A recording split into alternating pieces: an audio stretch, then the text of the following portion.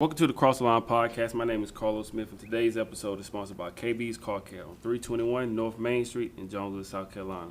They offer full detail with hand car wash, vacuum, and clean interior. While you wait in your vehicle, customer seating is available as well as the dining area. They're open Tuesday through Saturday from 9 a.m. to 5 p.m., so make sure you stop by. Today's episode is also sponsored by Big Ben's Desserts. If you need to satisfy your sweet tooth, this is the place for you. They have a wide variety of desserts, including cakes, ice cream, banana pudding, and my personal favorite, the Oreo cheesecake. They're open Tuesday to Saturday from 12 p.m. to 8 p.m. and Sunday from 12 p.m. to 7 p.m. and closed on Mondays. So stop by and visit Big Ben's Desserts on 297 Spartanburg Highway in Lyman, South Carolina, where nothing could be sweeter. Today, once again, we have another very special guest with us as this is the Cross the Line Podcast Self-Investment Tour. We are still here in Las Vegas. We have another entrepreneur with us today. He's a chef, a lot of accolades, very successful entrepreneur. And I'm happy to have Mr. Jean Paul Labadie. How are you? Pretty good, Carl. How are you? The founder of Apron Tie. Yes, sir. So thank you for joining us. This has been a fun trip. You know, this is our first time here in Vegas, so it's been very eventful. And like I was telling you, just to give people a little backstory, I knew we were coming to Vegas a few months ago. We made a list of places we wanted to go to for our trip.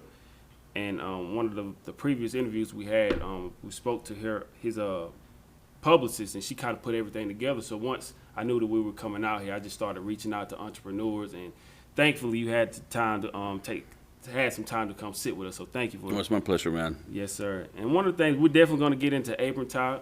We know this is your business, but we always love to hear the backstories of how entrepreneurs got to the point to where they are, because so many times only thing we see is the finished product, but we don't know like what they went through to get to where they are. So that's one of my favorite things about entrepreneurship, is just studying entrepreneurs and just seeing what they went through and what they overcame to get to where they are. Yeah. Yes, sir. So kind of starting out, I saw online you said you were born and raised in Puerto Rico. Yes, sir. Is that correct? Born and raised in Puerto Rico for my first 18 years.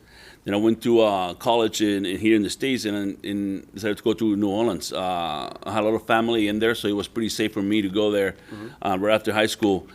And it was great, almost too great. I didn't last very long in there because I enjoyed New Orleans too much. And, you know, my personality was kind of like not ready to go to school at that time. So my dad shipped me back to Puerto Rico after a year in New Orleans. And I still went to school there for a couple more years. But, you know, I was kind of not a trouble, maker. But it seems like trouble found me, fairly easy when I was in high school and then into college. So, after a couple of years, we wanted to get almost like a second start or find myself, so they shipped me to Iowa. So I went to Iowa State for a couple of years, but I stayed in Iowa for 9 years. So that's when I started kind of cooking. I was going to school and needed some money, so I started working in a fast food kind of restaurant called Taco Time. And within 3 months, they asked if somebody wanted to manage it, and I decided to kind of give it a crack. And I fell in love with, the restaurant scene. Even though it was a fast food, the basics are still the same from fast food to a larger restaurant. So I kind of quit school and did that full time.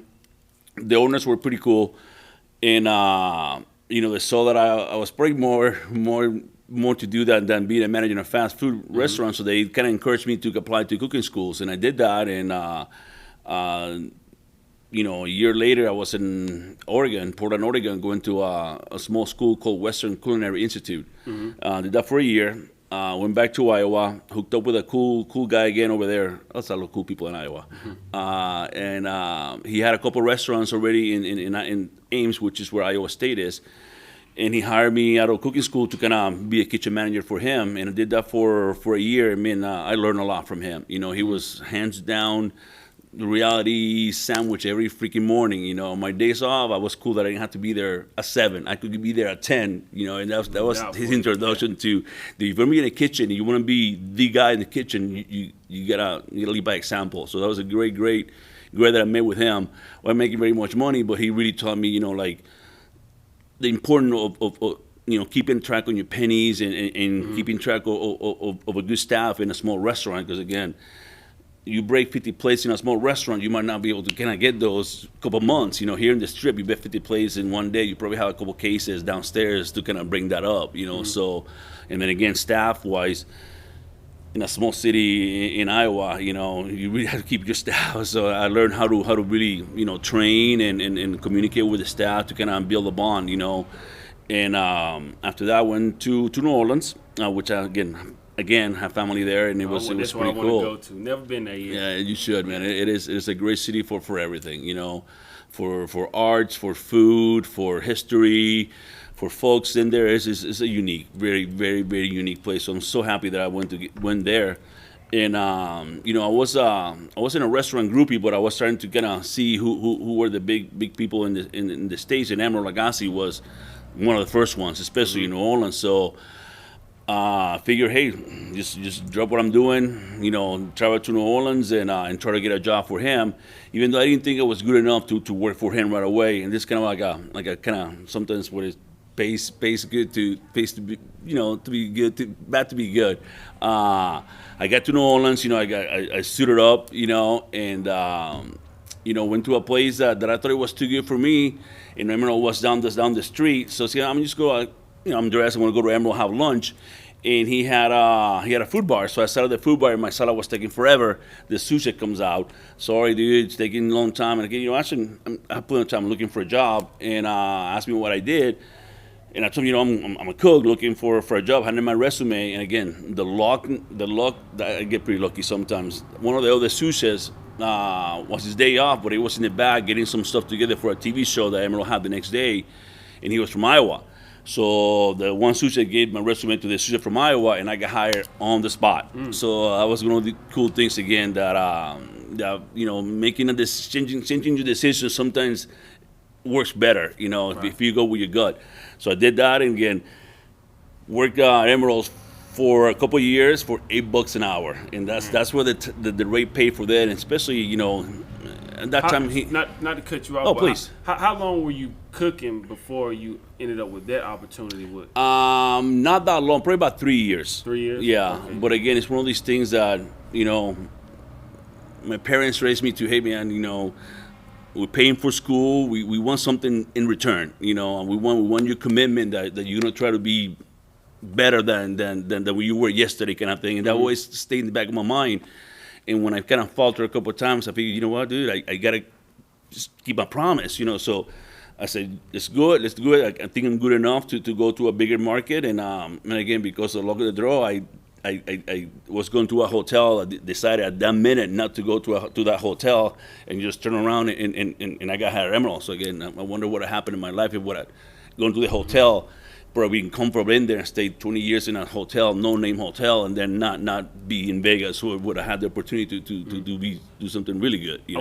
I want to go back real quick. When you talking about coming from Puerto Rico, did you come from a family of cooks, or were you kind of like the first in line that were not professional cooks? One side was French. I stuck with the French name, and the other side, believe it or not, was Italian. So.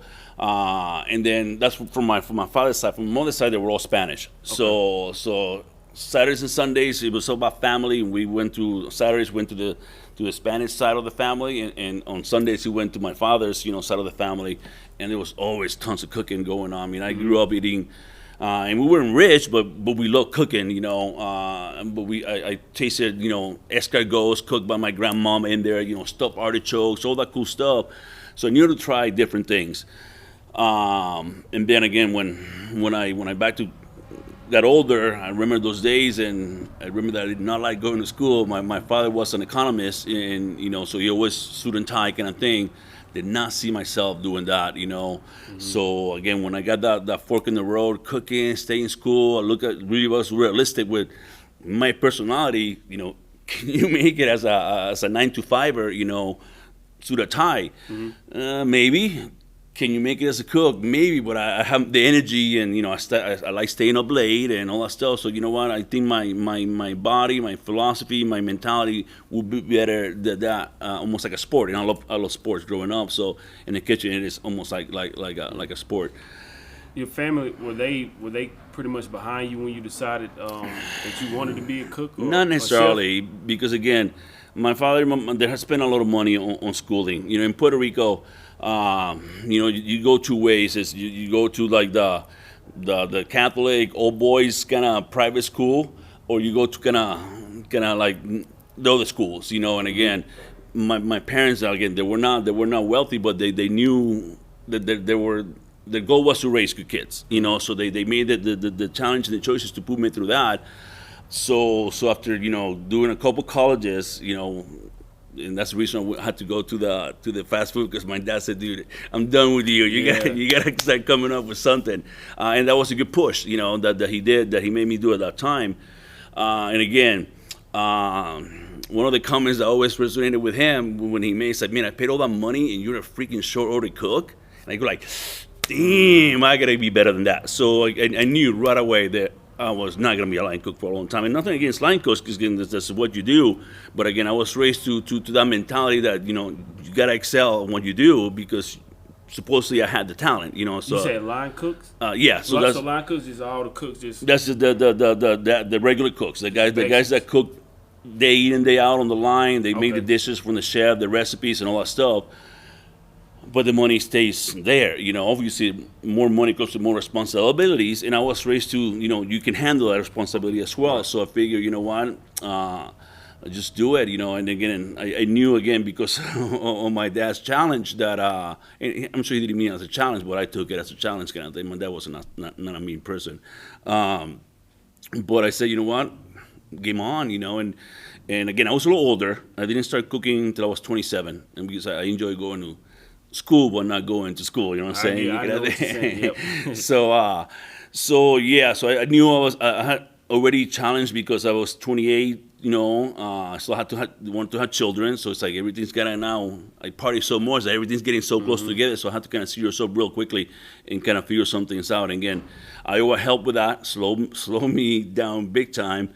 And prepare me to get more responsibilities and be ready for the next challenge. And again, the opportunity again with Emerald came, and I was there for a couple of years as a line cook. And Emerald he was just started, he was crazy busy, man, intense in there, because again, we didn't know at that time he only had one or two restaurants, and he had this whole global mind of expansion.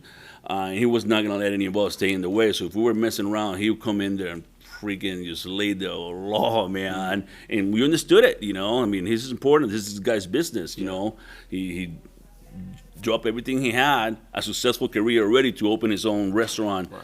Especially then, he opened in the warehouse district, which it was kind of abandoned after the World Fair in '83. So he was one of the first ones to go in there and open a business in that abandoned area of New Orleans. Okay. I mean, he didn't have lights in the streets when he first opened the place, and then now it's like humongous. So he has a lot to do with reviving that area on New Orleans. And you had did you guys have a lot of hands-on experience with him? I know you working under him, because I remember one of the other interviews we were telling you about, when I was telling you the young lady, she said she worked under Tom, is it Tom Colicchio? Uh-huh. She said she saw him a few times here and there, but I guess he was so busy that she didn't get a chance to kind of work with him hands on. How was that experience for you? And again, the good thing for me that I started with him when he only had those two restaurants. So and it's always been ingrained in everybody's expansion. You have to have a team to expand.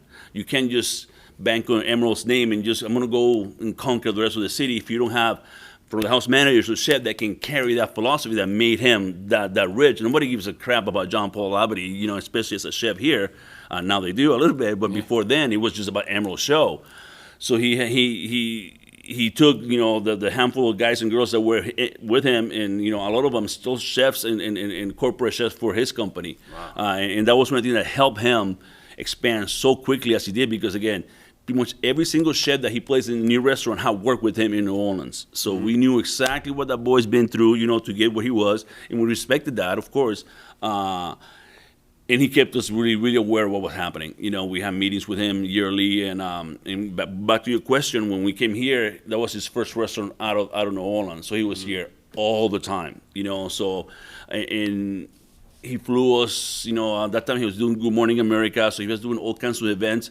So he flew us with him to cook for those events. For example, I did Don Henley's wedding in in Barbara Streisand's old ranch in Malibu Mountains. So he flew a team of us. They made a made-up kitchen in this beautiful outside area, and we cooked for like 800 people in the wedding, And after that, we went to see the show. So again, he really took care of us, once he started expanding. So yeah, I had a lot of communication with him.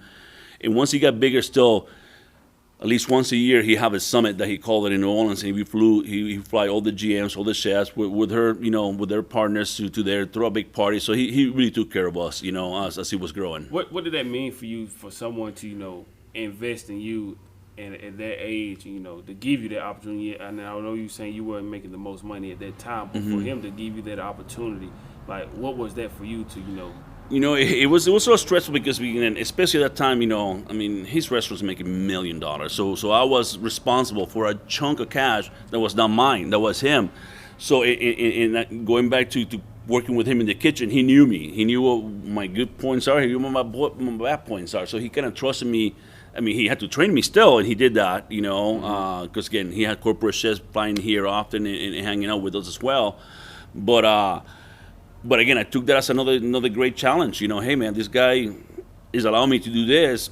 I'm gonna see how much he can allow me to do, and eventually I opened another restaurant for him and such. So again, we worked our behinds off, especially at that time, man. The hours we were putting was ridiculous, man, because Vegas was just so busy, man. And even though he was busy in New Orleans, we were not expecting the level of business when we got in here, especially since it was Wolfgang and him, and Wolfgang's already been here for a long time, but Emerald was the first chef that was cool to the people. When he started doing the show, he really toned down the mystique about chefs are just crazy and mean.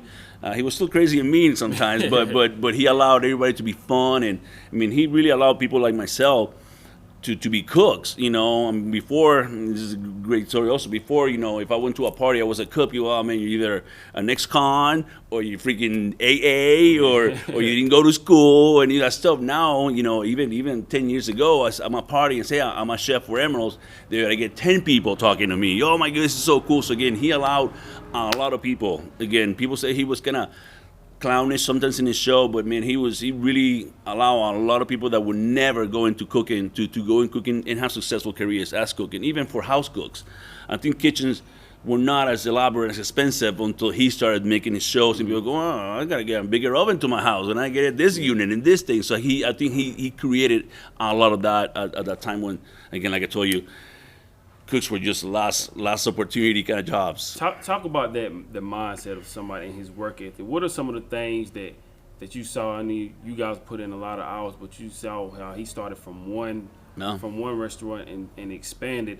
What are some things that you took away, that you noticed from him, and that you took away from him when you began to kind of branch out and do your own thing? It's just the work habits that he had, I was able to work in the morning shifts and a night shift, so I knew when he was there at 7 a.m, and I knew that when I work at night, I left at midnight, he was still there at midnight, so I knew that dude spent ridiculous amounts of hours making sure, his plan was coming through. A lot of us make plans and then we just fail on just making the push, and that's something that I learned from him. Even though sometimes I falter in my life about that, I know that, hey, push, man, you can get it done, and again, that was one of the things that I couldn't complain. When I was working crazy hours, and yeah, he had the money and I didn't, but he was not just counting, checks in his bank. He was there, teaching us, telling us, he had a kitchen table in the kitchen, so when he was making a dish, he would tell us why he was doing it, because again, he knew that he needed us. We didn't know that, but he knew that he needed us to go and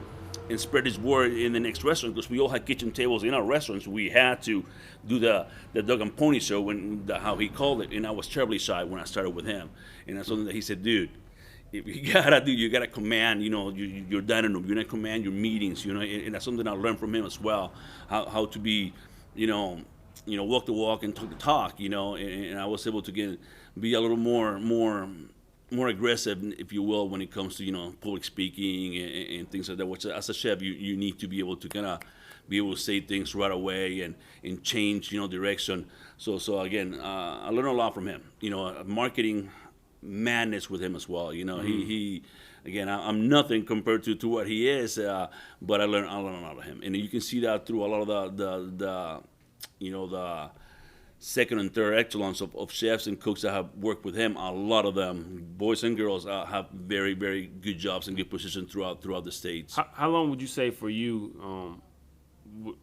Did you finally feel like you got your feet under you? Like, okay, I know now that I'm able to like really do this, and I'm at a really great level of becoming a chef. I mean, that's a great point, because most of us are never really ready for that next jump, and that's why, again, what keeps us sometimes. Well, I'm not ready yet. I'm not ready yet, dude. If you think you can, just do it. Again, what happens? You just go back to where you were before, which is obviously not horrible because you're doing it. So that's one thing. Hey, I train, even after school. I mean, I can tell you the countless of notebooks I have of recipes that I wrote down, and this one didn't work, and this one, because I knew I was older again, so I had to get a lot more stuff done after school, So I learned, I put all kinds of crazy recipes together. And as I grew as a cook, I was able to go back to those, because sometimes, having working in one of these restaurants, you have to come up with menus every single day, lunch, dinner, a tasting menu, and you do that for 30 days. Man, after 20 days, you go, oh my goodness, and what am I doing? And it's almost like, do you have to kind of like memorize these things when they spit something out to you? You just have to know it off the top of your head when you're able to just make it, or? Now, again, when you're working on the line, yeah, it's all verbal. But again, that's something that helped me in good cooks grow faster that way. Because again, when I came out of the office with my menus, sometimes I have recipes already done, but sometimes, for vinaigrettes especially, I had no idea. So I tell one of the good guys or girls, hey, can you put these things together and let me taste it?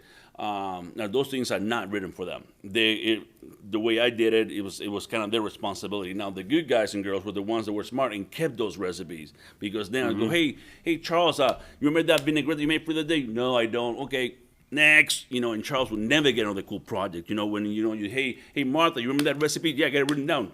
Awesome, man. Make me this one, and now I know Martha is a good girl to go with. So that's how you build your good people to go behind you. And again, I was always, I live by example, but I always like to do the least as possible. And I don't want to sound, but my job is to supervise. If I'm stuck chopping onions, I'm not supervising. So I wanted to get people to do a lot of my work, and I'm still in there. But again, at that time, they're also learning, because if I can cut onions the best, and I don't show anybody how to do that, then again, I'm not doing my job for me or for the next guy, So again, and I stop sometimes, like I stop the whole line. Guys, stop. We got to go back and see what we're doing, regroup, because again, we're also dealing with people's money, and you're a great example. You come here to Vegas and you spend $50, $100, $200. You want to make sure those $50, $100, $200 are well spent, and the competition is brutal. So again, we had that responsibility and that pressure on a daily basis, but we knew where we were stood. We knew that we had a good crew. We knew how to cook. Just a matter of just open the doors and feed the masses. Man, that's what we did for a lot of years. You said something interesting earlier when you were saying, working on the Emerald LaGrasse, that he was making millions of dollars, but you pointed out it wasn't your money. It's just, it was going to his, and he was paying everybody. He had a lot of responsibilities. Was there ever a point where you felt like, it got to a point where maybe you were kind of like feeling unfulfilled, and you maybe started wanting to kind of like transition and do your own thing? Yes. Most chefs that start, they want to open their own restaurants. It's brutally, the time that you spend away from your family, the responsibility for money for yourself, which is important in your family, but also for your staff, is something I didn't really want to do. I mean, when I had kids, again, I was a little later, but I had to make sure that, again, like my father did, my mom did, I'm going to do kids, and I did everything possible to get them to private schools as well. Lucky for me, one is graduated from college, and the one is halfway through, so they turn out not like me. That's a good thing. So that's a good example not to do some of the things I did. No, I mean, it's something you got to just go with it. When did you know it was time for you to kind of like, and I love to ask entrepreneurs this, like a lot of them, they started with companies, and then some things were maybe budget cuts, or it was just a point where they just finally, told themselves that it was just time to move on. For you, what was that moment when you realized you were ready to, make that transition and do your own thing? And I think mine was a different aspect of everything, because almost the second thing, my second career almost landed on me by surprise, and as a cook, I wear aprons all the time. And the aprons always bugged me, and And one day I said, you know what? After spending tons of money on aprons and just I don't know what to do with this anymore. I decided to kind of put something together, and I always wanted to. Man, it's got to be something out there that I can create to make my aprons more comfortable. I wasn't thinking about making money on it, and so I created this thing one day, kind of sewed it by hand, and I brought it to work. And actually, I made a couple, and because some of the other guys in there had the same issue, so I gave one to them and one for myself, and they loved it. So I made a couple more. And then one person came, one of our purveyors came to the restaurant, and he had a salmon farmer with him, and you know he asked me what the thing on my apron was, and I explained to him. And he said, "Dude, if you don't patent that, I'm gonna do it." Next day, you know, I got my girl, called a lawyer, and we patented the thing. You know, again at that time I didn't know if it was gonna do anything. You know, I mean I was happy being a chef. You know, that's what I'd done all my life. My girlfriend was also happy doing what she was doing, which she's done all her life, making great money. And but I got more involved into it. I was kind of sewing in my house, all super long hours, and then it became kind of almost I couldn't do my chef job 100%, and I couldn't do the apron type thing 100%, and then you go to one of those instances that you know somebody kind of puts a roadblock in front of you, and that's when you have to make a decision. And do I keep doing what I'm doing all my life and be comfortable with it? You know, again, my kids are raised. I have no major responsibilities besides myself and my girlfriend. You know, what do we do? And I said, you know, I'm gonna just quit my job, man. Again, I'm done with this roadblock. It's not gonna work for me the way it's gonna work for that company. You know, and that time, you know, after doing it for so long, and you know, to back to your question behind, I was never bitter that Emerald made so much money. You know, I mean, I knew when I joined him. I mean, he wasn't making that money then, so. In a small part, I was big help for that because again, I did shows with him, you know. So again, it was fun. It was fun again, and I was using him to promote my name here in the city as well. So and he allowed me to do. I mean, he really gave us pretty much free reign to do all kinds of menus. So when the numbers were coming in correctly, you know, labor and food costs, that we could do anything we wanted to. And we took advantage of that. We went crazy, you know, learning and doing all kinds of cool events here in the city. So I was never bitter.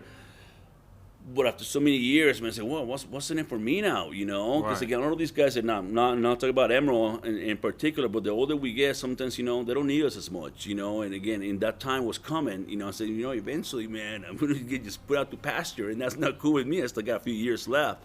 So I kind of make that decision then to, you know what, before I invest another 5, 10 more years in cooking, which again I love, but then I never really got to do what I spend the money patenting all that stuff, and that was always going to be in the back of my mind. So I got a little bump in the road from the company I was with. You know what? It's my notice. And I said, and then, you know, Maria was like, "Oh, you're crazy, man. You know, we sure want to do this." You know what? I'm not, but you know what? I can always go back to cooking in a year.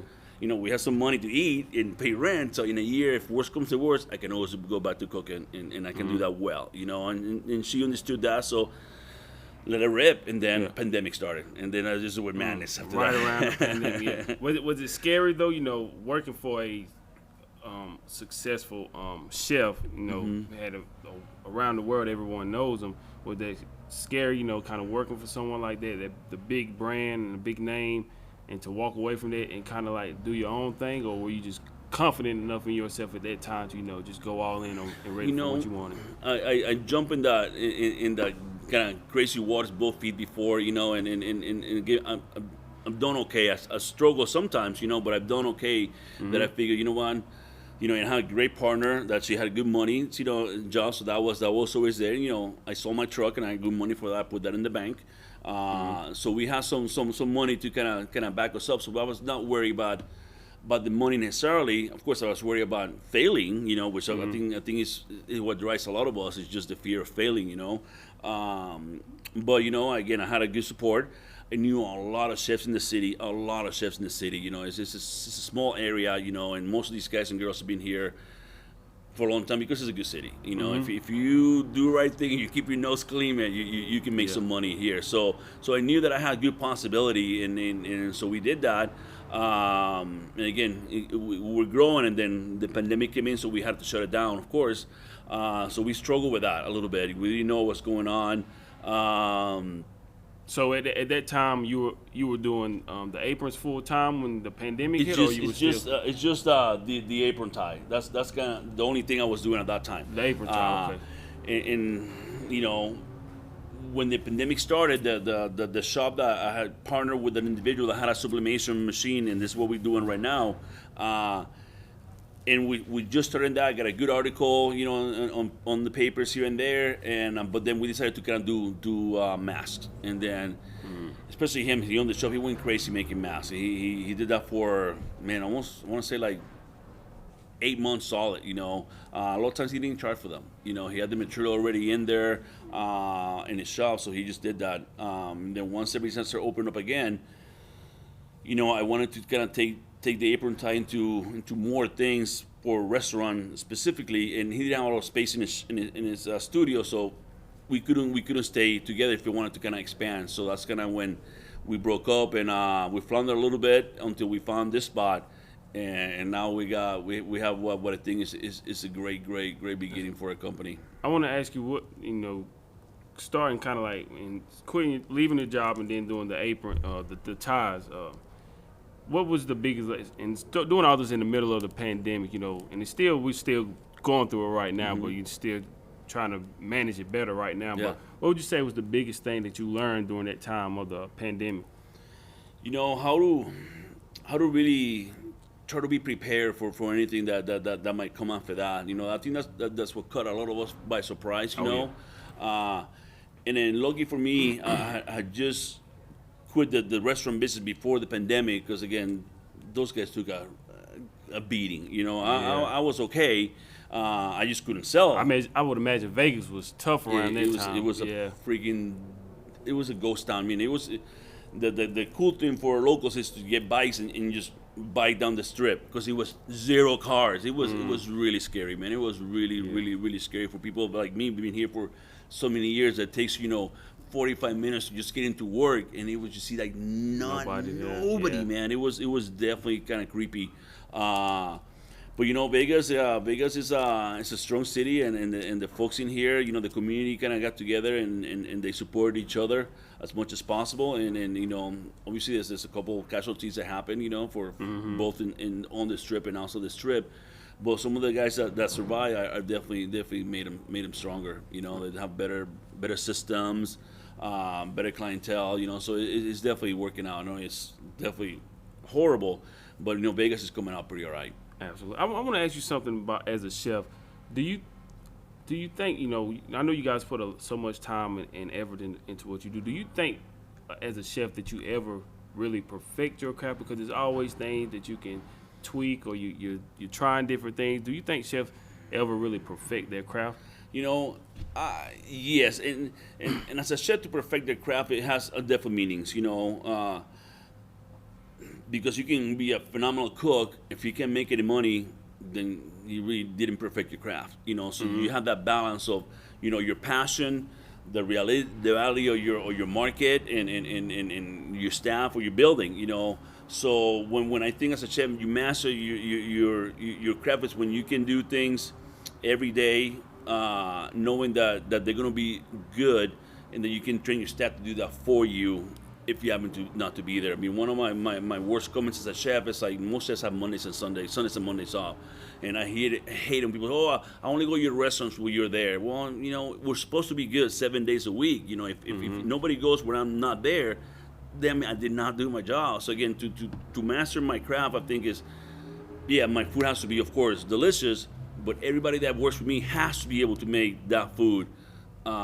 when I'm not there, you know, and Absolutely. be able to keep the restaurant rolling. Again, that to me is when a chef or you know, on any business, when somebody masters his or her craft, you know, that you know you have a system done that is well placed and efficient and saves everybody money and time, and you have hope of the future. I saw that earlier. I was reading something that said you were you won an episode of Extreme Chef. Yeah. Did that talk about that experience, and how did that help you business wise as well?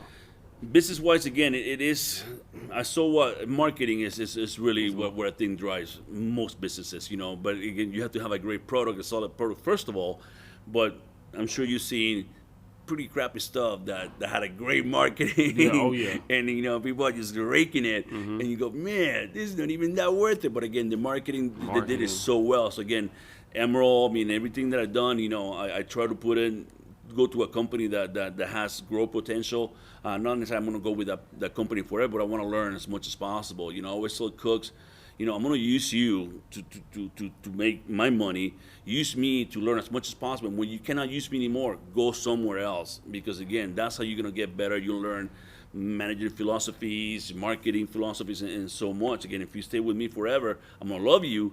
But when you get done with me in 15 years, man, you get nothing else, man. Right. And again, I appreciate you being with me, but it hurts me that, again, when you leave me, you're not gonna be better off. You might be worse off, So that's something I always carry, and I think it helped me be able to hire and maintain your staff. That's one of the things I always worry about is well. It's like I never wanted like my name or my existence to be tied up into. You're thankful for those opportunities, but at the same time, you don't want your name and existence to just be attached to someone else. And I used the example yesterday when I was talking about ESPN. I went to school and I did sports broadcasting and I wanted to be a sports journalist. So, but I would look at the people that were on Fox and ESPN, and even when they were, whenever they do budget cuts, some of those big names were let go from those big companies as well. And it's like sometimes their names are just so attached to those big companies that's all it is. Like it's like their existence, and like you never want that to and I never wanted that to be me. It's like being attached to a company. And then at the end of the day, if they happen to do cuts and they let me go, then it's like, what do I have? So for you, would that be your advice to people in general, but especially like a chef? Would you tell them, like, if they were starting out on their road, their journey to become a successful chef, would you tell them, what advice would you give them? I tell my kids not to be in the service industry because, again, it has the challenges of not seeing family. Your social hours are pretty much not there, So when your spouse is on Mother's Day or New Year's Eve or, somebody's birthday, you are probably not going to be there, unless it lands on your days off. And that's a huge challenge for most people, especially if you want to have a good quality of life. It's probably one of the not one of the best careers to have that mix, and it's changing a lot, especially after COVID. People realize what's more important to them. Right. Hey, do I need that 100,000 or can I have a better life? And I adjust my budget to have a good life with 75,000. Mm-hmm. And again, a lot of people are doing that, and we see that in the industry when we can't hire sometimes qualified people. You can decide, I'm gonna do my own thing, I'm gonna spend my time with my mom, with my wife, my kids, and I'm gonna work because I gotta pay bills, but I'm not gonna work all the time anymore, right. And I think that the industry is coming to a big realization of that right now. So getting back to cooks, it's a great place, you usually hanging out with great individuals, they have the same energy as you, so it's super. Let's pause for one quick second and we'll be right back. This is the Cross the Line Podcast. Welcome back to the Cross the Line Podcast. We had to pause for a quick second. Now, Mr. Labadie, I want to ask you, you're talking about chefs and, sometimes you being away from your family and, like, having that personal life, work-life balance can be a struggle. What would you say for you? Was that the hardest part, or what would you say was kind of a tough thing you had to deal with? It was the hardest part, especially, again, on my case, I didn't have kids, so I was older because I wanted to make sure that I was ready to have kids. I was not ready in my early 20s. So once we had them, again, we had the mission that these are going to be good citizens for the world, not just kids running to whatever they wanted to. Mm-hmm. So I knew that I had my challenges, but again, because of the relationship, I have, we made it work, on our case, and it's hard when parents work it off schedules if you don't have a good communication, right. Because sometimes, especially if the cooks usually work nights, but you know what, I made a point that I'm gonna get up every morning, make breakfast for my kids, and I took my kids to school. So no matter, again, that's one thing that I always told myself and everybody around me, hey, no matter when I go to school, 6:30 in the morning when my kids comes at 6:30 in the morning. So if I go to bed at 1 or 2 or 3 or 4, I knew that no matter what, I had to get home my kids, and that was a commitment that I did, and it was hard sometimes, man, again, because sometimes you work 6-7 days and you still gotta do the thing. and I did that. But again, it paid off big time, you know. But again, it is the biggest challenge, but it can be done. You just got to make sure that, again, both parties, you know, if you're a single parent, you know, it obviously gets much more complicated. Oh, absolutely. But you know what? Then that's when you have to make that call. You know, if you're in the right market, if you're in the right workforce, and sometimes, you know, again, and for a single parent, it is much tough. But sometimes you just gotta maybe move to a different city that has something better when it comes to that support. For example, here in Vegas, the city knows that a lot of their employees are single parents, so there's a lot of support when it comes to daycares and things like that, because the hotels know that they cannot have their staff calling, hey, I got no babysitter, you know, so the hotels cannot supply. So again, and that's something, again, and a lot of people don't have the courage, which again is tough, or the financial means to do that. But again, that'd be my advice. If you love what you're doing, just see if you can find a better market that might allow you to do that and take care of your needs as well. Absolutely. Would you say now, you know, I know you put in a lot of hours, you know, as a chef. Would you say the work ethic now? Would you say you put in more hours now that this is all yours, or how would you compare the situation? And that's something that you always see these memes on Facebook. Oh, I run my own business. So guess what? Check it now. You have it. You know. You know, and that's the difference from here. The hours are the same, really, maybe even a little more, but it's my money. You know, when I left Emerald or any of the restaurants that work, you know, if I put 16 hours a day, I'm good, but my job was done. I didn't have to worry about it until the day I came back. Here, I do not have that, you know, again, and as an entrepreneur, especially starting, you don't have the choice of, oh, that's too much work for me. I'm too busy. I don't want that. I mean, we take anything and everything that comes to our doors. And then, for example, last week we had an event that we had to make aprons for on Saturday. For many reasons, our fabric did not get here till Friday at 3:30. So we still have to print, cut, and sew the aprons. Lucky for the event was later at 6 o'clock on Saturday. But we stay here a long time to make those 60 aprons. And again, and I still took orders for this week because I might not get that next week. You know, when Emerald, especially in the Strip, I mean, when you have like 5,000 rooms above you, somebody's gonna want a gumbo and a chicken, you know, at some point of that night. Here, I gotta take everything that I can, anytime, anywhere, no matter what, and those are the sacrifices again that entrepreneurs have to understand. You know, that. Hey, eventually, hopefully, we're all lucky enough that, you know what, I'm too busy. I'll give you somebody else that can fill those orders for you, which I don't think I ever do. You know, even if I'm too busy, I'll figure it out. I'll expand before I have to send business somewhere else. You know, Absolutely. But I think you have to understand, man, the commitment now, the responsibility goes into you about your family, your rent, your car note, your kids' food. You know, again, working for him, I knew I was going to get that paycheck every 2 weeks.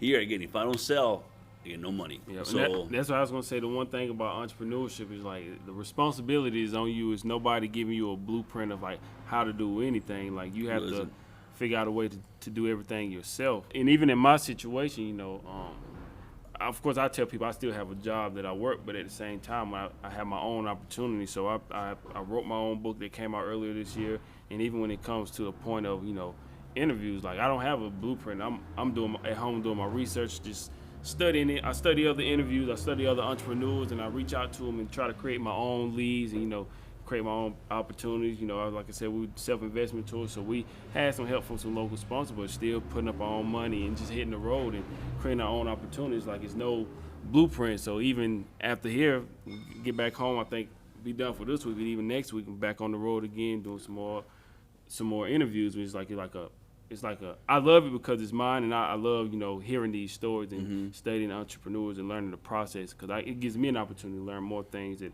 I can try to use, and it keeps me motivated to keep going, even though the journey is tough. You gotta love it. You say you have to love it, man. Again, once you make that jump to your own business, to your entrepreneurship, whatever it may be, you have to know that you have to love it, man. I mean, it's hard to quit that, especially in my case. Yeah, and I had cooking as a background, but if I'm in a different market, I might not get that. So I mean, I just don't have a second choice sometimes, you know. So you just gotta.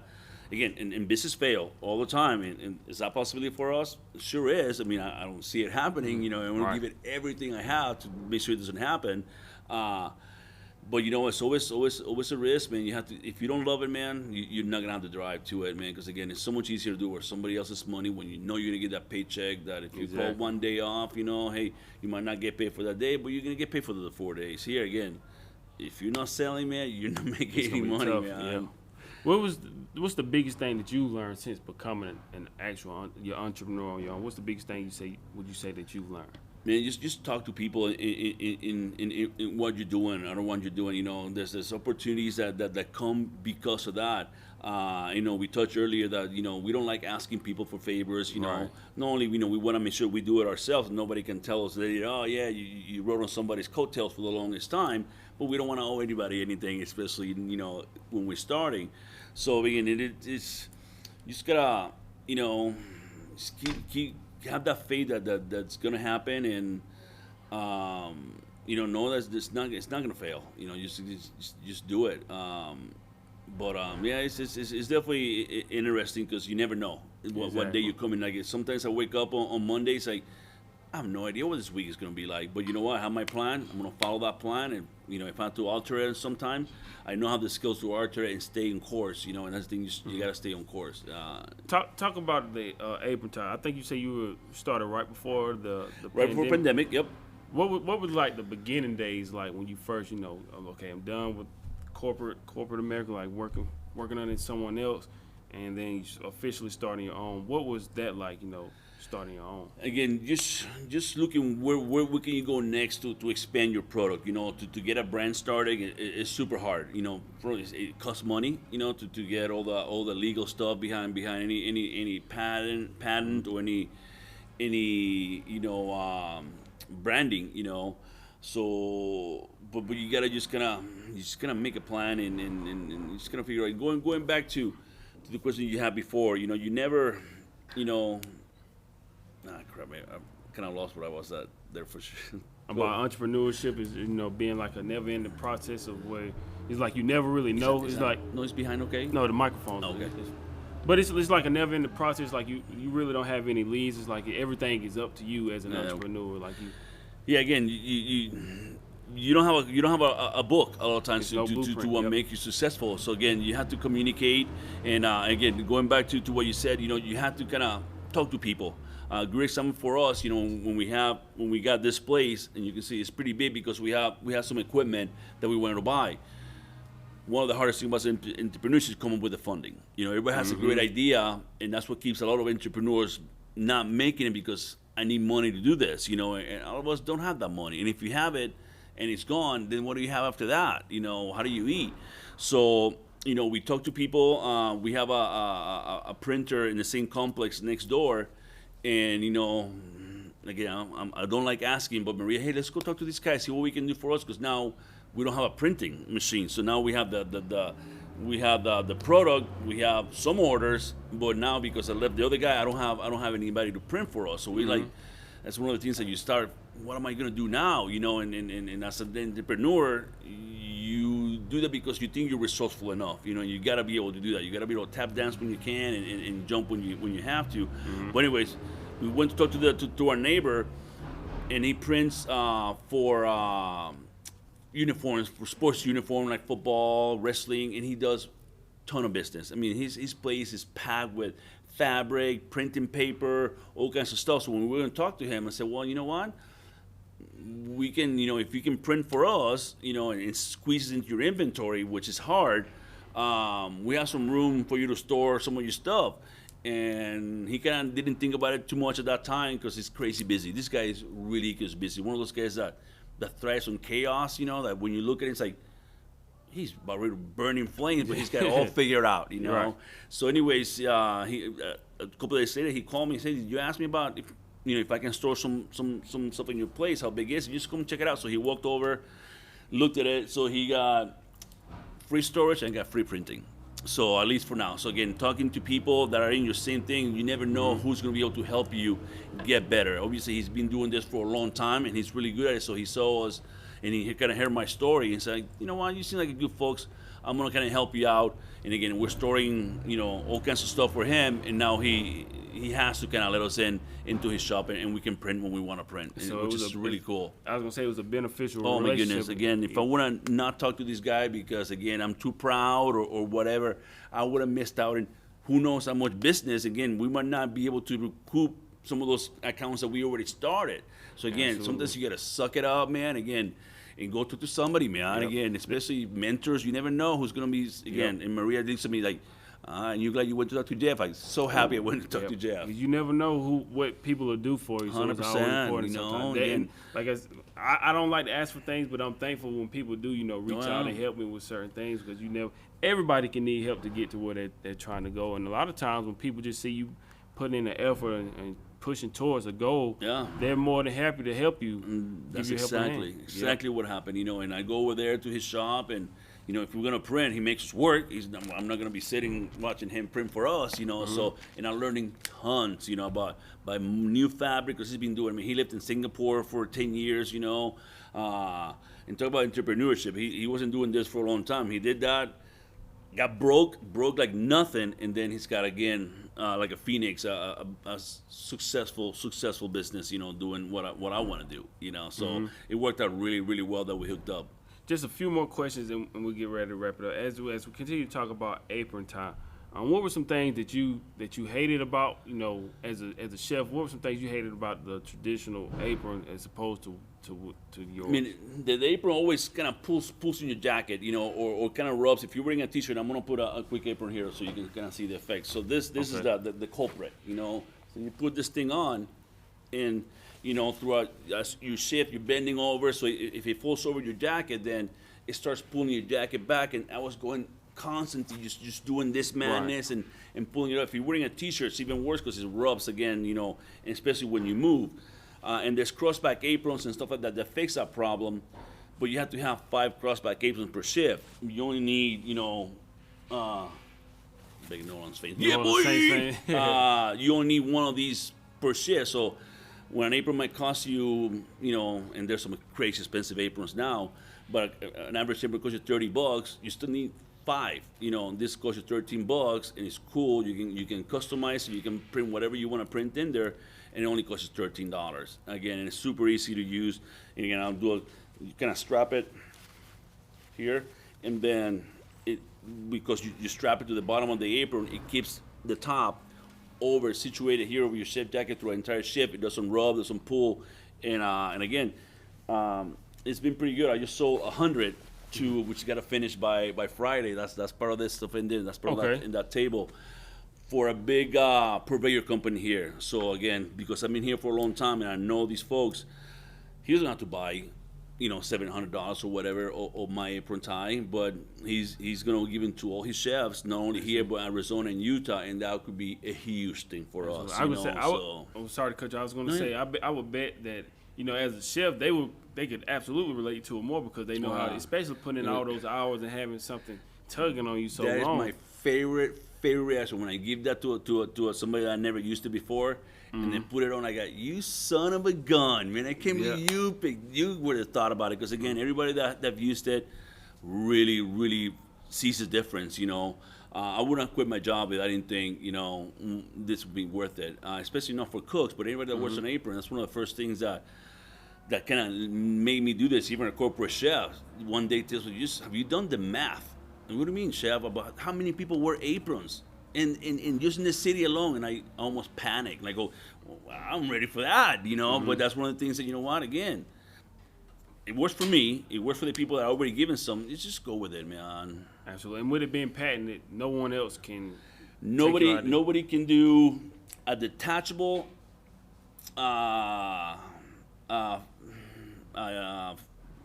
item that attaches to the top and the bottom of the apron for this purpose. Now you can do all kinds of things in there, but it won't let you do it. You can do this. Like the crossback apron fixes that problem. You need 5. This jacket has a loop here in the collar that you attach that, but you only need 5 also. And again, to take an apron off, which is again the aprons are there to to protect your body if you spill something hot. To take one of those aprons off is twice as long as take one of these aprons off, because it really, and I deal with demo here when you get to do it so you can see it. Okay. But it really, I mean, I thought really about all the things that really bugged me about wearing an apron and how to fix it in this thing. Not only fix that problem, but now because again we're printing on sublimation, I can really put any kind of logos, you know, that we want to, you know.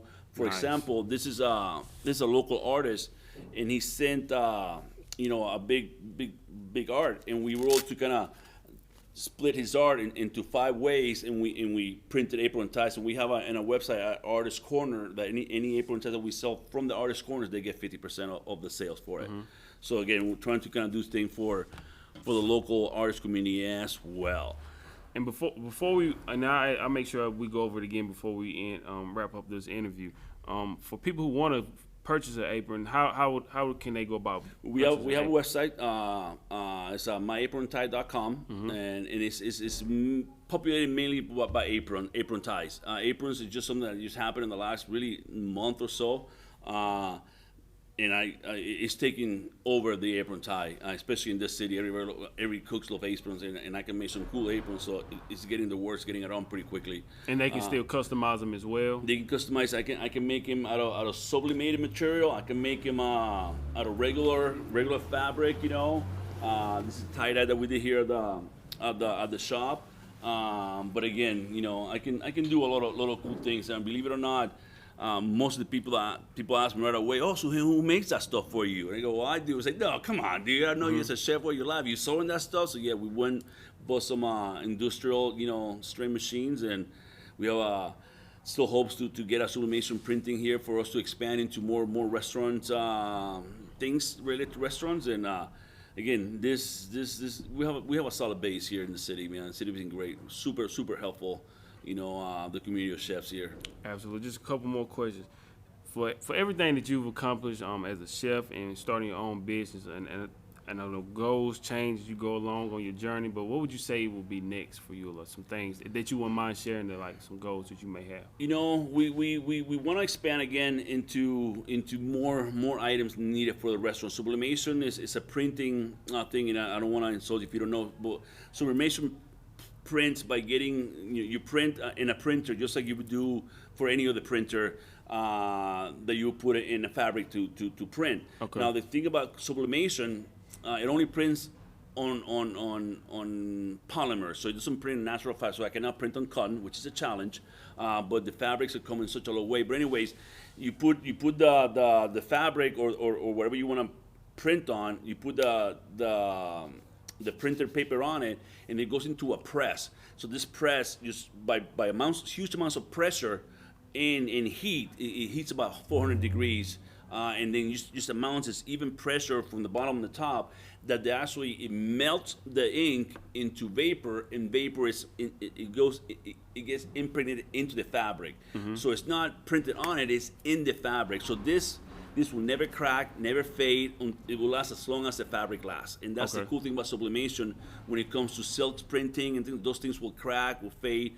Most of those printings will average about 50 to 60 washes before you start seeing some deterioration on the print. This will never ever, the fabric will decompose first before the printing, because it's in the fabric. And we start with white fabric all the time. Like that fabric right there is white, and we print it on that thing. So that's the cool thing about sublimation, that I can put anything from my, I have some, this one, my dog, my picture, the dog of my picture, so the imaging comes as clear as the file that you send me. So that's the cool thing about sublimation. A few more questions. Looking back at your journey, is there anything that you would do differently along your journey? Man, there's always sometimes like that, but again, any of those steps will alter the rest of my career, you know, or my life. So yeah, I've done plenty of stupid things that I wish I hadn't done. But you gotta look at everything prepares you for the final, you know, whatever it is, you know. And again, you gotta look at everything being good or bad as a learning, and just kind of think about it. I mean, something I tell everybody that I meet, especially young cooks, man, just give me, and my kids, just give me 15 minutes on your drive home. Look at how your day went. If it went super crappy, let's figure out how to change those things so it don't happen again. If we're good, again, remember those things so you can incorporate it in your life. So we go those things. If we don't do those, we're never gonna grow. We're never gonna fix our mistakes. And again, I learned to learn from mistakes because I made a lot, and that's something I tell my kids, man. You're gonna mess up, man. Just make sure you mess up doing the right way, by if you make a decision based on past experience, on things that and it messes up, it is what it is. But if you make a decision by stupidity and it messes up, it's your own damn fault, man. Right. Again, hopefully my kids will give me those 15 minutes and those 15 seconds before they make a big decision to alter their life, because we're always in that line that we make a stupid decision that completely changes everything. So that's the main thing for me. Do not make that decision. Yeah. Everything is like a learning process. It ties up to it. Again, I could have changed many things in my life. Yeah, would have been better? Maybe. Could have been worse? Maybe. So I'd rather not. I like the mystery. Let's just go with what I create. What advice would you give for anyone that wants to pursue their dreams? Maybe not as an entrepreneur or a chef, but just in general. Like, if you had any advice for anyone who wants to pursue their dreams, what advice would you give them? You gotta have friends. You just cannot. There's very, very, very, very few people that have been successful by doing it on their own. You have to be super lucky or be super wealthy to begin with, but most of us do not have that. So again, it's just having friends, having people that can counsel you, having people that can smack you on the top of the head, dude, you're being a dumbass. We need that. If not, we go down that road, which is too late. So we need the people in our lives, being friends, being family, being mentors, being someone that hates you. Hey, that might be your best friend because he's gonna be on you, trying to where you make that mistake. Well, don't make that mistake for this guy. So you gotta have friends. You have connections. Because again, back to Jeff and here, you never know what you're gonna miss out from somebody. Man, you're always learning, and you have to have that attitude that you go to a place that because you want to learn, not that you know everything. Because you lose right away. You'll never learn anything. Everything right away. You never lose. When you go in there knowing everything, you never learn anything else. Exactly. And my final question, the one that I love to ask everyone since we've been on the road, this is the Cross the Line podcast self-investment tour. So what does self-investment mean to you? Oh, man, again, it is controlling your destiny, man. It is, again, and everything can change. You can have everything. I'm trying to remember this line my mom used to say, you can always plan, but there's one final person that makes the final decision. Most of the time it's God or whatever entity you want out there. But you just got to plan and not think about what could happen wrong. You got to plan for things to happen wrong, of course, to have a backup. But you just got to make a plan and go for it, man. That's something, again, that I always ask people, hey, what's your plan? I don't have a plan. I lived my life with no plan for the first half of it. And again, going back to what you got to change, if I would have been smarter or less lazy or less whatever 10 years before me, who knows what I could be now. But again, right. I'm happy where I am. I'm lucky to be able to say that, But you gotta have friends. And you gotta be selfish. You gotta be serving your skills. You gotta practice them enough that that no matter what happens, you'll have those skills, and you'll be able to kind of maneuver the waters, the choppy waters, or the hills and ups and downs because you have those skills, and you have those skills, and you bank on those skills. And that's just super important, man. Again, friends and big skills. You gotta stick to those things. Absolutely, Mr. Labadie. I want to thank you again for taking the time to sit here and share your story. It's been inspiring.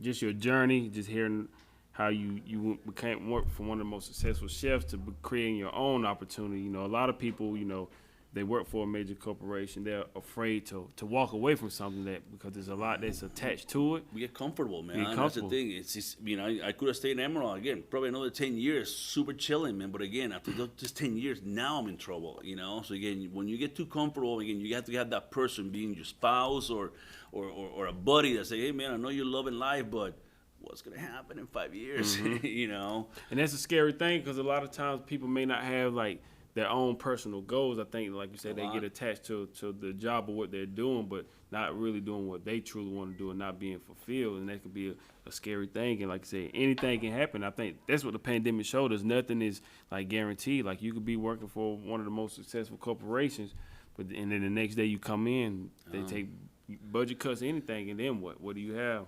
Yeah, but again, if you have some goals, that even that stuff happens, you still have your goals. So hey, you might have to go a little bit around the ways, but you still have those goals, and it's great to have a 2 or 3 or 5 year plan. Again, but then those 2 and 3 or 5 years will come by. So you gotta, while those 2 or 3 years are coming, fulfilling that plan, hopefully, you gotta start working on their next plan, hopefully better and hopefully bigger, more responsibilities. And again, not everyone wants to do that, and I understand that, but I would have gone to my deathbed and go, man, I wasted so much opportunities, especially I was taught that I had the talent. I would have been bummed out if I wouldn't been, first a good chef, and now doing this, again, it's another mission that I have to accomplish. It's just no sense of buts. Absolutely, and it's so rewarding doing something that you love doing. 100%, man. That's the one thing that I get home. Knowing that I did something for myself, and then tomorrow I got to do something more, even more so. But before it was, Emerald, hey, I get a kick-ass service, great. Tomorrow I just get the same thing, So no, this is definitely interesting, but again, staying power is the key. Absolutely. Mr. Labadie, I want to thank you again for taking the time to sit with us out here in Vegas. This has been a blast. We had a great time out here. It's a great city. Been around the city. Yes, sir. First time in Vegas. You gotta come on and see us more often. Next time, I'll tell you guys where you need to eat. So you just call me and we'll get a tour. Yeah, we got some good spots. Because some of the stuff we had, oh man, like the wings, that was probably like one of the worst things we had, man. It was, it is a great city for cooking. But you got to know where you're gonna spend your money again, and I'm here for you. Anybody that comes to Vegas, just give me a holler, man. I'll tell you where to go, where not to go. Absolutely. So we will definitely be back. We'll definitely be back. We had a great time, like I said. Yes, sir. So hopefully everyone enjoyed this episode. Oh, real quick before we get out of here, can you please tell everyone how to find you again on social media, find your business? Okay. So we have a website. It's My Apron Tie, myaprontie.com. Also on Instagram on the Jean Paul Labadie 3, both on Facebook and Instagram, and we have My Apron Tie also on Instagram. You can also send me all kinds of messages if you want to get to know us, what we can do for you when it comes to apron ties or aprons, and then look out for us because we'll be coming up with, we definitely want to get into the chef shirts and some beanies and things like that. We have the equipment, like you said, we have the space. Just go for it. Yes, sir. Well, so thank you again for taking time to sit with us. And hopefully everyone enjoyed this episode of the Cross the Line Podcast. This is Self-Investment Tour. So till next time, keep chasing your dreams. Thank you for listening. Awesome. My name is Jean Paul Labadie with Apron Tie, and you've been listening to Cross the Line Podcast.